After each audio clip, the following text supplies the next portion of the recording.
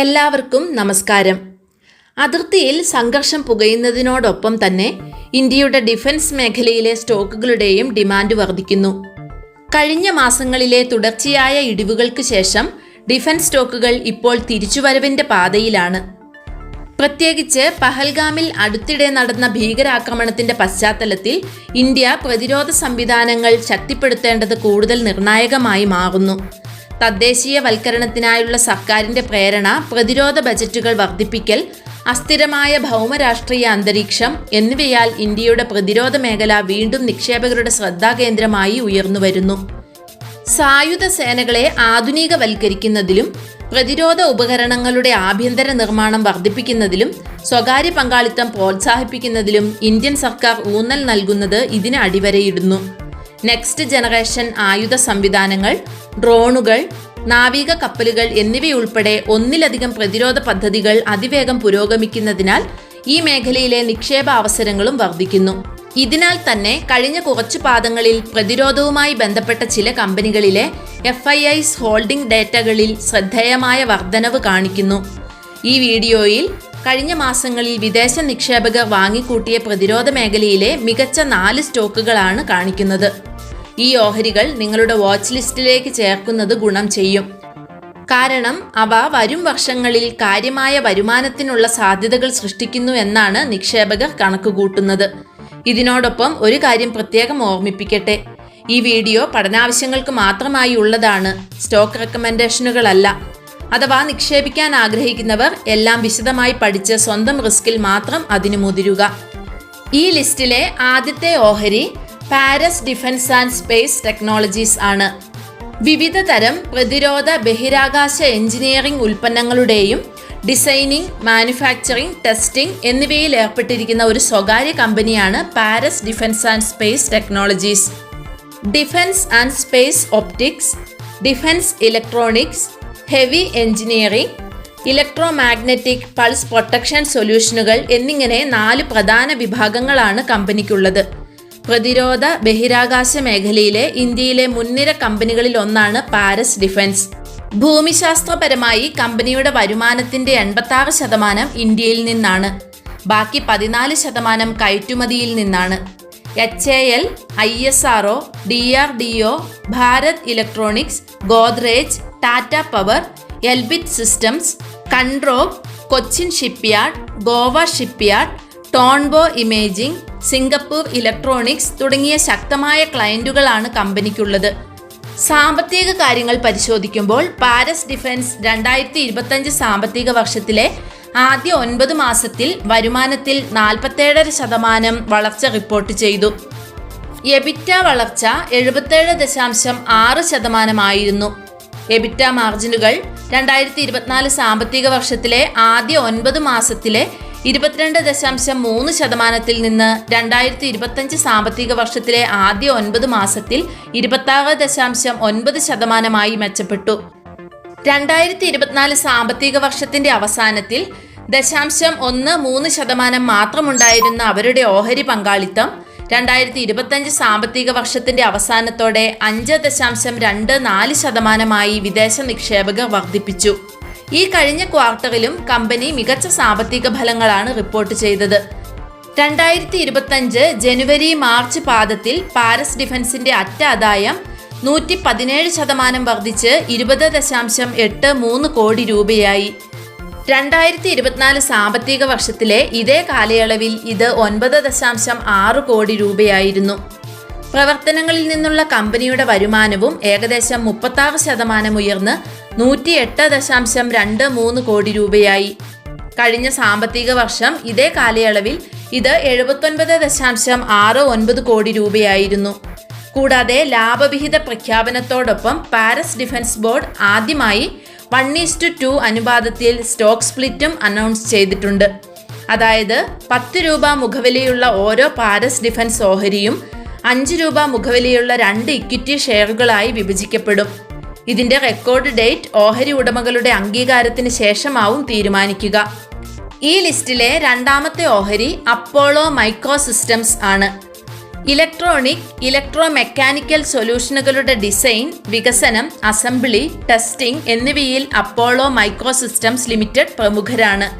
Electronic manufacturing services, PCB fabrication, embedded software design and development, circuit board assembly, hardware design സേവനങ്ങൾ, concept to product development, host interface development, custom built electronic സിസ്റ്റങ്ങൾ എന്നിവ ഇതിന്റെ വാഗ്ദാനങ്ങളിൽ ഉൾപ്പെടുന്നു.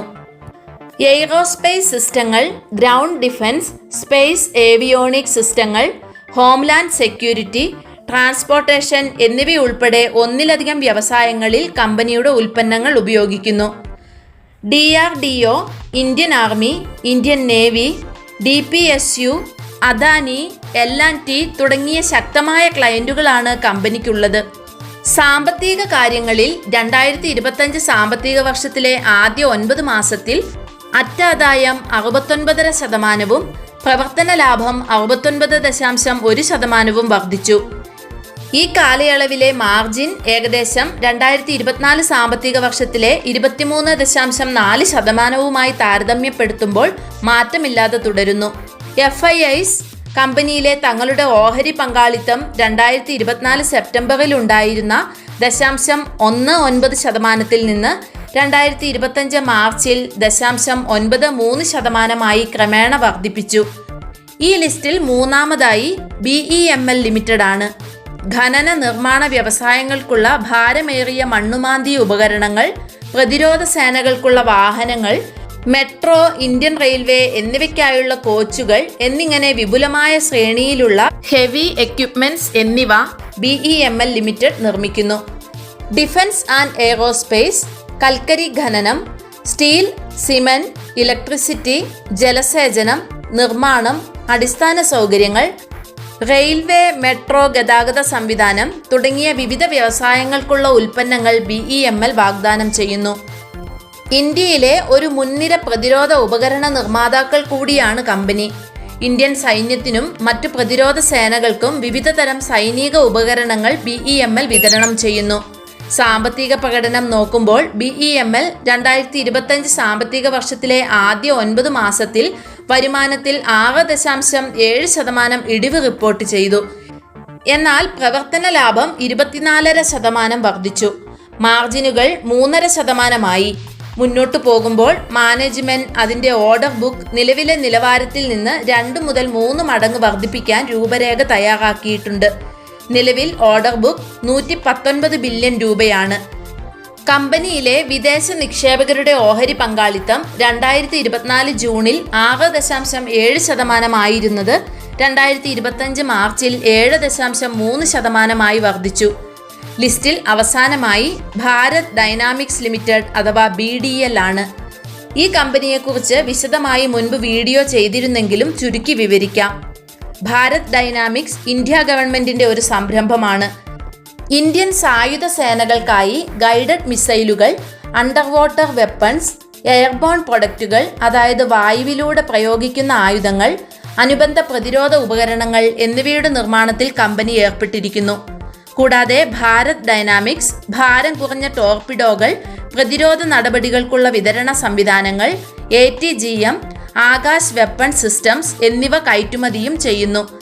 സാമ്പത്തിക പ്രകടനം നോക്കുമ്പോൾ ഭാരത് ഡൈനാമിക്സ് 2025 സാമ്പത്തിക വർഷത്തിലെ ആദ്യ 9 മാസത്തിൽ വരുമാനത്തിൽ 1.4% എന്ന നേരിയ വളർച്ച രേഖപ്പെടുത്തിയെങ്കിലും നികുതിക്ക് ശേഷമുള്ള ലാഭം 14% കുറഞ്ഞു. 2024 സാമ്പത്തിക വർഷത്തിലെ ആദ്യ 9 മാസത്തിൽ 14% ഉണ്ടായിരുന്ന എബിറ്റ മാർജിൻ 2025 സാമ്പത്തിക വർഷത്തിലെ ആദ്യ 9 മാസത്തിൽ 11.1% കുത്തനെ ഇടിഞ്ഞു. 2024 മാർച്ചിൽ 2.95% ആയിരുന്ന കമ്പനിയിലെ ഓഹരി പങ്കാളിത്തം വിദേശ നിക്ഷേപകർ 2025 മാർച്ചിൽ 3.25% വർദ്ധിപ്പിച്ചു. കമ്പനിയുടെ ശക്തമായ ഓർഡർ ബുക്കിന്റെയും മുന്നോട്ടുള്ള വളർച്ചാ പ്രതീക്ഷകളുടെയും പിൻബലത്തിൽ ഭാരത് ഡൈനാമിക്സിന്റെ ഓഹരികൾ കഴിഞ്ഞ ഒരു വർഷത്തിൽ 48% റിട്ടേൺ ആണ് നൽകിയത്. അനിശ്ചിതമായ ഒരു ഭൗമ രാഷ്ട്രീയ അന്തരീക്ഷത്തിന്റെയും രാജ്യങ്ങൾക്കിടയിൽ വർദ്ധിച്ചുവരുന്ന പിരിമുറുക്കങ്ങളുടെയും പശ്ചാത്തലത്തിൽ ഓരോ രാജ്യവും സ്വന്തം പ്രതിരോധ സംവിധാനങ്ങളും സായുധ സേനകളും ശക്തിപ്പെടുത്തേണ്ടത് അത്യാവശ്യമാണ്. ഇന്ത്യയുടെ വികസിച്ചുകൊണ്ടിരിക്കുന്ന പ്രതിരോധ മേഖല, മെയ്ക്ക് ഇൻ ഇന്ത്യക്കുള്ള സർക്കാരിൻ്റെ പ്രതിബദ്ധത, പ്രതിരോധത്തിനായുള്ള വർദ്ധിച്ച ബജറ്റ് വിഹിതം എന്നിവ പ്രതിരോധ നിർമ്മാണ മേഖലയെ ആകർഷകമായ ഒരു നിക്ഷേപ ബദലാക്കി മാറ്റുന്നു. വ്യത്യസ്തമായ സാമ്പത്തിക പ്രകടനങ്ങൾ ഉണ്ടായിരുന്നിട്ടും ഈ കമ്പനികളിലുടനീളമുള്ള വിദേശ നിക്ഷേപകരുടെ ഓഹരികളിലെ സ്ഥിരമായ വർധനവ് ഇന്ത്യയുടെ പ്രതിരോധ മേഖലയുടെ തന്ത്രപരമായ പ്രാധാന്യത്തെയും ഭാവിയിൽ വരാനിരിക്കുന്ന വളർച്ചയ്ക്കും അവർ കൊടുത്തിരിക്കുന്ന പ്രാധാന്യം എടുത്തു കാണിക്കുന്നു. പുതിയ കമ്പനികൾക്ക് കടന്നുവരാനുള്ള ഉയർന്ന പ്രവേശന തടസ്സങ്ങൾ, ശക്തമായ സർക്കാർ പിന്തുണ, ഉയർന്ന സാങ്കേതിക കണ്ടുപിടുത്തങ്ങൾ എന്നിവയാൽ ഈ മേഖല സുരക്ഷിതമാണ്. ഓഹരികളുടെ യഥാർത്ഥ മൂല്യം വിലയിരുത്തുകയും ഹ്രസ്വകാല ചാഞ്ചാട്ടങ്ങളിൽ പരിഭ്രാന്തരാകാതിരിക്കുകയും ചെയ്യുന്ന ക്ഷമയുള്ള ദീർഘകാല നിക്ഷേപകർക്ക് ഈ പ്രതിരോധ ഓഹരികളിൽ നിന്ന് നേട്ടമുണ്ടാക്കാൻ അവസരങ്ങളേറെയാണെന്ന് റിപ്പോർട്ടുകൾ സൂചിപ്പിക്കുന്നു. ശ്രദ്ധാപൂർവമായ നിരീക്ഷണത്തിലൂടെയും ഗവേഷണത്തിലൂടെയും ഈ കമ്പനികൾക്ക് ഭാവിയിൽ മികച്ച വരുമാനം നൽകാൻ കഴിയുമെന്ന് വിലയിരുത്തപ്പെടുന്നു. അതിനാൽ തന്നെ നിക്ഷേപിക്കാൻ ആഗ്രഹിക്കുന്നവർക്ക് ഇവ വാച്ച് ലിസ്റ്റിലേക്ക് ആഡ് ചെയ്യുകയും ഇവയുടെ പ്രകടനം വിലയിരുത്തുകയും ചെയ്യാവുന്നതാണ്. എന്നിരുന്നാലും നിക്ഷേപകർ ജാഗ്രത പാലിക്കുകയും നിക്ഷേപിക്കും മുൻപ് സമഗ്രമായ ഗവേഷണം നടത്തുകയും വിപണി പ്രവണതകളെക്കുറിച്ച് അറിഞ്ഞിരിക്കുകയും വേണം. കൂടുതൽ ഉപകാരപ്രദമായ വീഡിയോകൾക്കായി ചാനൽ സബ്സ്ക്രൈബ് ചെയ്ത് മറ്റുള്ളവരിലേക്ക് ഷെയർ ചെയ്യുവാനും അഭ്യർത്ഥിക്കുന്നു. Thank you for your support.